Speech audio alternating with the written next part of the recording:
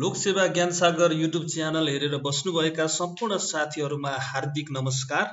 मेरो नाम तारापति बिसी। हाम्रो च्यानल कुन उद्देश्यका साथ खोलिएको भन्ने विषयमा म व्यापक जान चाहन्न, किनकि सो सम्बन्धमा हामीहरूले यो भन्दा अगाडिको भिडियोहरुमा धेरै छलफल गरिसकेका छौं र आजको विषय भनेको हामीहरूलाई चौथो पाँचौं अधिकृत लेभलको तहहरुमा सोधिने अथवा सिलेबसमा समावेश गरिने महत्त्वपूर्ण विषय भनेको मानव अधिकारको सम्बन्धमा हामी छलफल गर्छौं र आजको विषय नै रहेको छ मानव अधिकार र नेपालमा यसको अवस्था सुदृढ गर्न अपनाउनु पर्ने उपायहरुको सम्बन्धमा हामी छलफल गर्छौं र सो छलफललाई अब हामी अगाडि बढाउन चाहन्छौं।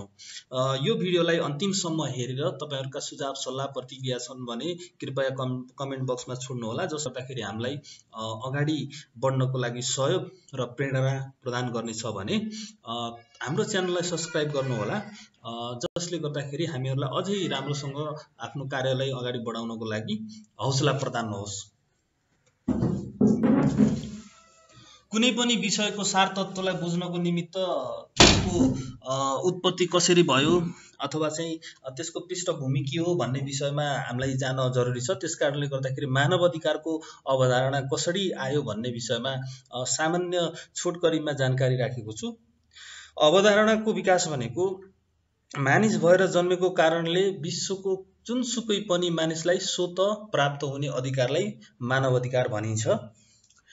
मानवलाई न्यूनतम मानवीय मर्यादा सहितको हुर्कन, बाँच्न र जीवनयापन गर्नको लागि आवश्यक अधिकारहरूको समष्टिलाई मानव अधिकार भनिन्छ।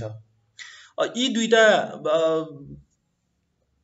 बुँदाहरूबाट पनि तपाईहरुले स्पष्ट बुझ्न सक्नुहुन्छ कि कुनै पनि मानिस भएर जन्मिएको आधारमा उसले प्राप्त गर्नु पर्ने अथवा चाहिँ प्राप्त गर्नै पर्ने अथवा चाहिँ उसले पाउनै पर्ने जुन अधिकार हुन्छ त्यो अधिकारलाई चाहिँ मानव अधिकार भनेर भनिन्छ। भने सर्वप्रथम सन् 1948 मा संयुक्त राष्ट्र संघको प्रयासमा विश्वव्यापी मानव अधिकार सम्बन्धी घोषणा पत्र जारी भएको थियो। यसको अलावा अन्य विभिन्न महासन्धि निर्माण पनि भइरहेका छन्। सर्वप्रथम मानव अधिकार सम्बन्धी विश्वव्यापी घोषणा पत्र 1948 मा संयुक्त राष्ट्र संघबाट जारी भएको हो। यो विषयलाई हामीले धेरै क्षेत्रमा पनि अध्ययन गरेका छौं। त्यसकारणले गर्दाखेरि यो 1948 को विश्वव्यापी मानव अधिकार सम्बन्धी घोषणा पत्रको बारेमा तपाईहरुलाई जनरली थाहा नै भएको होला। त्यस्तै गरेर नेपालको सन्दर्भमा राष्ट्रिय मानव अधिकार आयोग ऐन 2068 अनुसार मानव अधिकार भनेको के हो भन्दाखेरि मानव अधिकार भन्नाले व्यक्तिको जीवन, स्वतन्त्रता, समानता र मर्यादासँग सम्बन्धित संविधान तथा अन्य प्रचलित कानूनद्वारा प्रदान गरिएका अधिकारलाई सम्झनु पर्दछ र सो शब्दले नेपाल पक्ष भएका मानव अधिकार सम्बन्धी अन्तर्राष्ट्रिय सन्धिमा निहित अधिकारलाई समेत जनाउँदछ भनेर राष्ट्रिय मानव अधिकार आयोग ऐन 2068 ले परिभाषित गरेको छ। मानव अधिकारको वर्गीकरण कसरी गरिएको छ भन्ने विषयमा हामी छलफल गर्छौं। अब यसको वर्गीकरणलाई हेर्छौं। 1 नम्बरमा छ नागरिक तथा राजनैतिक अधिकार। अब यसमा के हो त भन्दाखेरि यसलाई पहिलो पुस्ताको अधिकारको रूपमा लिने गरिन्छ, अर्थात नागरिक तथा राजनैतिक अधिकारलाई पहिलो पुस्ताको अधिकारको रूपमा लिने गरिन्छ, किनकि मानिसका प्राकृतिक अधिकारहरूलाई यस अन्तर्गत समावेश गरिएको हुन्छ। मानव अधिकारको विश्वव्यापी घोषणा पत्र 1948 र नागरिक तथा राजनैतिक अधिकार सम्बन्धी अभिसन्धि 1966 ले यी अधिकारहरूको प्रत्याभूति गरेका छन्। यस अधिकारलाई अथवा चाहिँ यस अन्तर्गत पर्ने अधिकारलाई निम्न दुई भागमा राखेर हेर्न सकिन्छ भनेर भन्छ। नागरिक अधिकार जीवनको स्वतन्त्रता र वैयक्तिक सुरक्षाको अधिकार, भौतिक आक्रमण विरुद्धको अधिकार, गैर कानुनी थुना तथा देश निकाला र दासत्व विरुद्धको अधिकार, विचार र अन्तस्करणको अधिकार आदि अधिकारलाई यस अन्तर्गत राख्न सकिन्छ, अर्थात नागरिक अधिकार भित्र राखिन्छ। भने खमा राजनीतिक अधिकार भन्नाले अभिव्यक्ति स्वतन्त्रता, संगठन तथा शान्तिपूर्वक भेला हुन पाउने अधिकार, मतदान गर्न पाउने अधिकार एवं शासन गर्न पाउने अधिकार आदि जस्ता अधिकारहरू यस अन्तर्गत पर्दछन्। त्यस्तै गरी दोस्रो नम्बरमा छ आर्थिक सामाजिक तथा सांस्कृतिक अधिकार। आर्थिक सामाजिक तथा सांस्कृतिक अधिकारलाई दोस्रो पुस्ताको अधिकारको रूपमा लिने गरिन्छ भने मानव अधिकारको विश्वव्यापी घोषणा पत्र 1948 र आर्थिक सामाजिक तथा सांस्कृतिक अधिकार सम्बन्धी अभिसन्धि 1966 ले यिनको संरक्षणमा जोड दिएको छ। यी अधिकारलाई पनि आर्थिक तथा सामाजिक अधिकार र सांस्कृतिक अधिकार गरी दुई भागमा बाँड्न सकिन्छ, तर यसमा अझै थप एउटा विषय सम्बन्धको अधिकारलाई पनि राखिएको छ। जस्तो दुई भागमा विभाजन गर्दाखेरि कमा छ आर्थिक तथा सामाजिक अधिकार, सम्पत्ति, स्वास्थ्य, शिक्षा, सामाजिक सुरक्षाको अधिकार यसभित्र पर्दछन् भने सांस्कृतिक अधिकार अन्तर्गत सांस्कृतिक जीवनमा सहभागी हुन पाउने अधिकार, वैज्ञानिक खोजको अधिकार, साहित्य, कला सम्बन्धी अधिकारहरू यसमा पर्दछन् भने थप एउटा सम्बन्धको अधिकार भन्नाले संगठित हुने अधिकार, संघ संस्था खोल्ने अधिकार, सामुदायिक सम्बन्धको अधिकार, शान्तिपूर्ण जीवन व्यतीत गर्ने अधिकार, स्वच्छ वातावरणमा बस्न पाउने अधिकारहरू पर्दछन्। यी अधिकारहरूलाई तेस्रो पुस्ताको अधिकारको रूपमा लिने गरिन्छ, जुन ग नम्बरमा राखिएको छ। यसलाई तेस्रो पुस्ताभित्र पर्दछ। अब विश्वमा मानव अधिकारको अवधारणाको उत्पत्ति र विकास कसरी भयो भन्ने विषयलाई छलफल गरौँ। हामी मानव अधिकार र न्याय कसैलाई बेच्ने छैनौँ, कसैलाई इन्कार गर्ने छैनौँ र कसैलाई ढिला गर्ने छैनौँ भन्ने मूल उद्घोष रहेको सन् 1215 को म्याग्ना कार्टा आधार स्तम्भको रूपमा रहेको छ। म्याग्ना कार्टा सन्धिको बारेमा हामीले अरू विषयहरूमा पनि व्यापक छलफल गर्छौँ, तर मानव अधिकार सम्बन्धी एउटा चाहिँ महत्त्वपूर्ण दस्तावेजको रूपमा म्याग्ना कार्टा सन्धिलाई पनि यसभित्र समावेश गरिन्छ भने सन् 1628 को आवर्ड कोकको अधिकार पत्र, जसले कुनै पनि व्यक्तिलाई मनोमानी गिरफ्तार गर्न नपाउने र शान्तिको समयमा सैनिक प्रयोग गर्न नपाउने व्यवस्था गर्दै नागरिक स्वतन्त्रतामा जोड दिएको थियो भने 1688 को गौरवमय क्रान्ति, जसले बेलायतमा राजा र जनताका प्रतिनिधि बीच सम्झौता गराई कानुनको अगाडि समानता र कानुनको सर्वोच्चता, सम्पत्ति सम्बन्धी स्वतन्त्रता लगायत कुनै पनि व्यक्तिलाई क्रूर र अमानवीय रूपमा यातना दिन नपाउने अधिकारको घोषणा गर्यो, जसलाई बिल अफ राइट्स पनि भनेर भनिन्छ। यिनीहरू चाहिँ हुन्।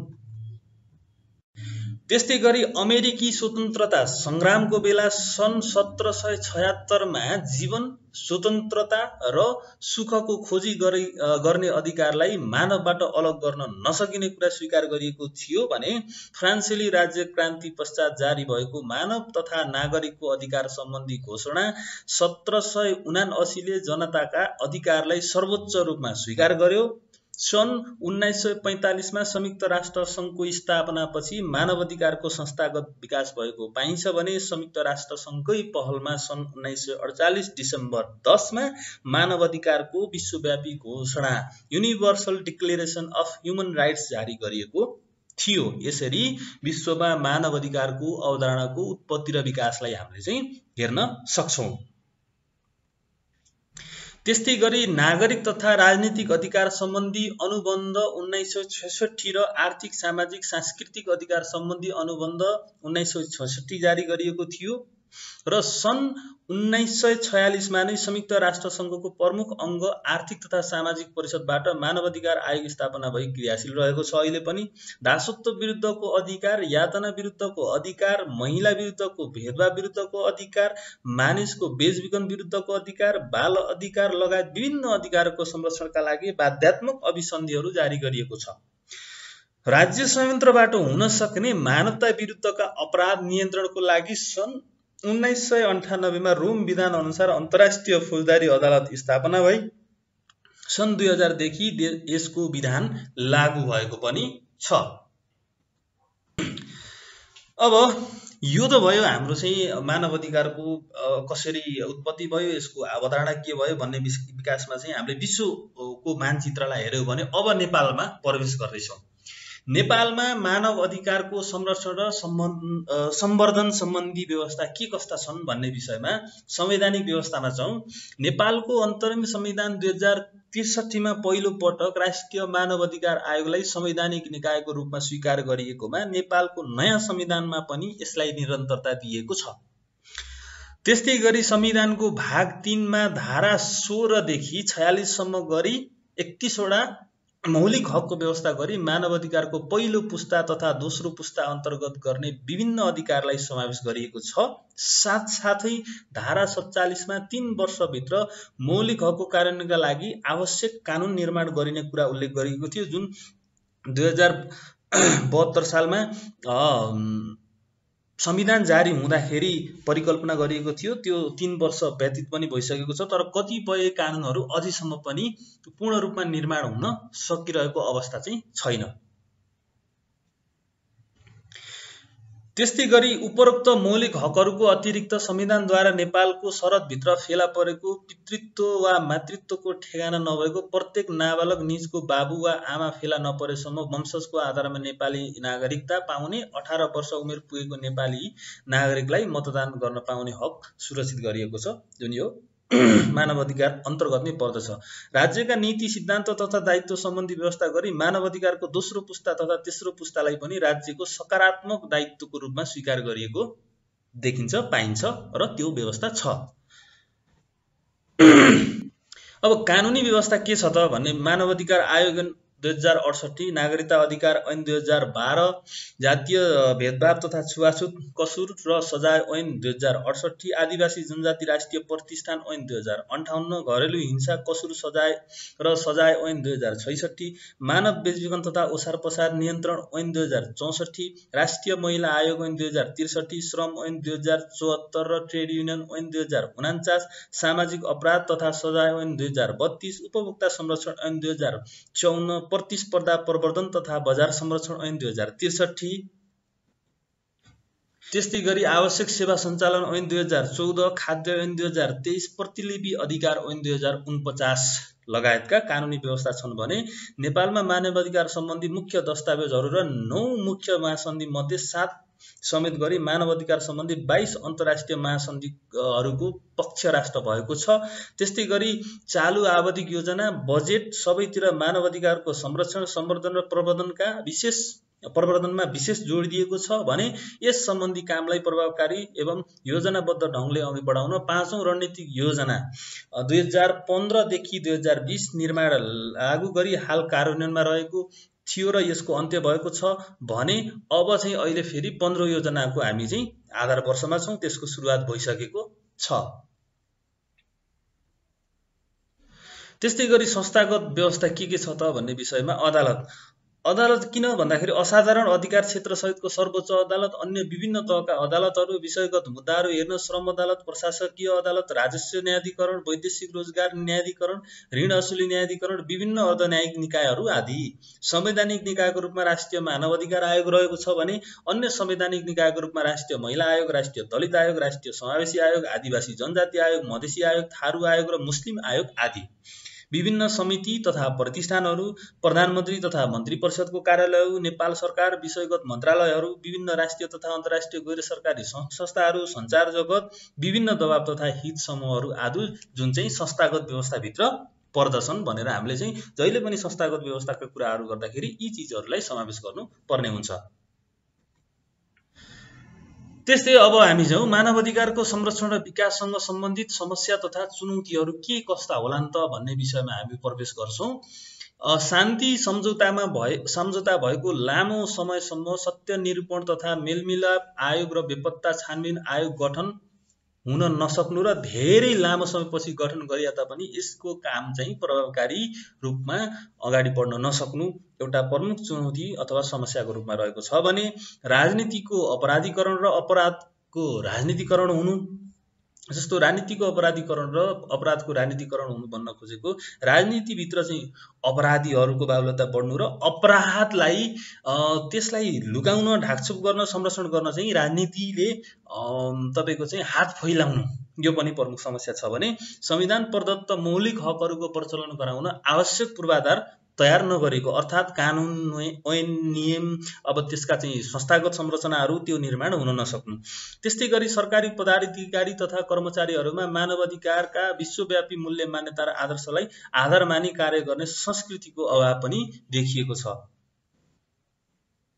त्यस्तै राष्ट्रिय मानव अधिकार आयोगका सुझावहरू सरकारले कार्यान्वयन गर्ने बाध्यकारी व्यवस्था नहुनु यो पनि चुनौतीको विषय हो भने मानव अधिकारको उल्लङ्घन गर्नेलाई आयोगले नाम सार्वजनिक गर्ने बाहेक अरू कुनै कारबाही गर्न नसक्नु अथवा चाहिँ त्यो कानुन व्यवस्था नहुनु, आयोगले नाम सार्वजनिक गर्ने काम समेत गर्न नसकेको अवस्था पनि छ। मानव अधिकारको संरक्षण र सम्वर्धनको लागि आयोगलाई आवश्यक कानुनी लगायत अन्य पूर्वाधार नहुनु, त्यस्तै गरी राष्ट्रिय मानव अधिकार आयोगका पदाधिकारीको समेत राजनैतिक भावन्डाको आधारमा नियुक्ति गर्ने संस्कार रहेको, लामो समयसम्म राष्ट्रिय मानव अधिकार आयोगका पदाधिकारी र कर्मचारीहरू नियुक्ति गर्न नसक्ने, किन भन्दाखेरि त्यसमा राजनीतिक भागभण्डा हुने भएको कारणले गर्दाखेरि त्यसमा भागभण्डा नमिलिसकेपछि त्यो अधिकारीहरू नियुक्ति गर्न, पदाधिकारी नियुक्ति गर्न झन्झटिलो हुने भयो।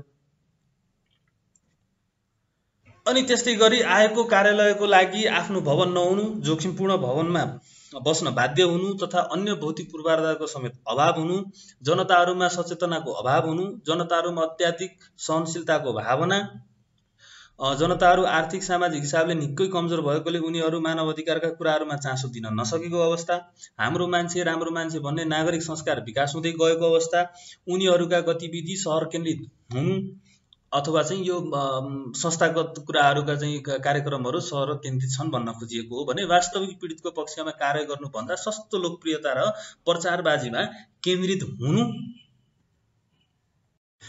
यदि ती समस्याहरू छन् भने अब ती समस्याहरूलाई समाधान गर्ने उपायहरू के हुन सक्छन् त भन्ने विषयमा हामी छलफल गर्छौँ। सत्य निरूपण तथा मेलमिलाप आयोग र बेपत्ता छानबिन आयोगको म्याद सकिन लागेको, तर यी आयोगहरूले गर्नुपर्ने कामहरू धेरै बाँकी नै रहेकोले प्रभावकारी काम गर्ने वातावरण सिर्जना गरी त्यसको म्याद थप गर्ने कुराहरू छ। अपराधीलाई जुन चाहिँ अहिले भएको छ, यो मैले लेखन लेख्नुभन्दा अगाडि चाहिँ त्यो अवस्था थिएन भने अहिले फेरि म्याद थपिएर फेरि कर्मचारी त्यहाँ चाहिँ नियुक्ति भएको छ। यो कुरा जानकारी तपाईहरूको लागि। अपराधीलाई कुनै पनि हालतमा राजनीतिक संरक्षण नदिने कुरा घोषणा गरी त्यसको प्रभावकारी ढङ्गले कार्यान्वयन गर्ने, संविधान प्रदत्त मौलिक हकको प्रचलन गराउन आवश्यक पूर्वाधार तयार गर्ने, सरकारी पदाधिकारी तथा कर्मचारीहरूमा मानव अधिकारका विश्वव्यापी मूल्य मान्यता र आदर्शलाई आधार मानी कार्य गर्ने संस्कृतिको विकास गर्ने, त्यस्तै गरी राष्ट्रिय मानव अधिकार आयोगका सुझावहरू सरकारले कार्यान्वयन गर्ने बाध्यकारी व्यवस्था गर्नु पर्यो। मानव अधिकारको उल्लङ्घन गर्नेलाई आयोगले अख्तियारवालाले भ्रष्टाचारको सवालमा मुद्दा चलाए जस्तै मुद्दा चलाउन सक्ने अधिकार दिनुपर्ने हुन्छ। आयोगले पनि आफूलाई प्राप्त अधिकारको निष्पक्ष र निर्भयताको साथ प्रयोग गर्नुपर्ने, जस्तो मानव अधिकारको उल्लङ्घनकर्ताको नाम सार्वजनिक गर्ने, क्षतिपूर्ति रकम तोकी सो दिन आदेश दिने आदि। जनताहरूमा सचेतनाको विकास गर्न विभिन्न औपचारिक तथा अनौपचारिक माध्यमद्वारा सचेतना कार्यक्रम सञ्चालन गर्ने, जनताहरूमा सत्य तथ्यको निर्भयता र निष्पक्षताको साथ राख्ने क्षमताको विकास गराउने, त्यस्तै गरी जनताको आर्थिक सामाजिक सशक्तिकरण गर्ने, हाम्रो मान्छे राम्रो मान्छे भन्ने नागरिक संस्कारको अन्त्य गर्ने, विकट ग्रामीण बस्ती तथा दुर्गममा कार्यक्रम सञ्चालन गर्ने, सस्तो लोकप्रियता र प्रचारबाजीमा नलागी मानव अधिकारको संरक्षण र सम्वर्धनमा ध्यान केन्द्रित हुने। यी यावत विषयहरूमा हामीले प्रक्रियागत रूपमा अगाडि सञ्चालन गर्न सक्यो भने पक्कै पनि मानव अधिकारको अवस्थामा सुधार ल्याउनका लागि जुन चुनौती र समस्याहरू छन् त्यसलाई चाहिँ यिनीहरूले अवश्यभावी सहयोग सिद्ध हुनेछन् भन्ने आशा राखौँ। निष्कर्षमा के छ भने मानव अधिकारलाई हामीले शान्ति र विकासको मूल आधारको रूपमा स्वीकार गरेको सन्दर्भमा उपरोक्त सुझावहरूलाई ग्रहण गर्दै संविधान, कानुन र अन्तर्राष्ट्रिय प्रतिबद्धता अनुरूप आम नागरिकलाई मानव अधिकारको पूर्ण प्रत्याभूति दिलाई मुलुकमा भएको युगान्तकारी परिवर्तनको प्रत्यक्ष अनुभूति दिलाउनु आजको आवश्यकता र समयको माग हो। यो चाहिँ निष्कर्षमा बनेको छ। यदि तपाईहरुलाई यही सेरोफेरोभित्रबाट प्रश्न आयो भने यी यावत कुराहरूलाई समेटेर हामीहरूले उत्तर दिनु पर्ने हुन्छ र यो पक्कै पनि तपाईहरुको लागि फलदायी हुनेछ भन्ने मैले अपेक्षा लिएको छु। यति बेलासम्म तपाईहरुले मेरो भिडियोलाई हेरेर साथ दिनुभयो त्यसको लागि तपाईहरुलाई धेरै धेरै धन्यवाद। आगामी दिनमा अझै नयाँ भिडियोहरुका साथ थप उपस्थिति हुनेछु भन्दै अहिलेका लागि बिदा हुन चाहन्छु। स्वस्थ रहनुहोस्, व्यस्त रहनुहोस्। जय देश, जय नेपाल।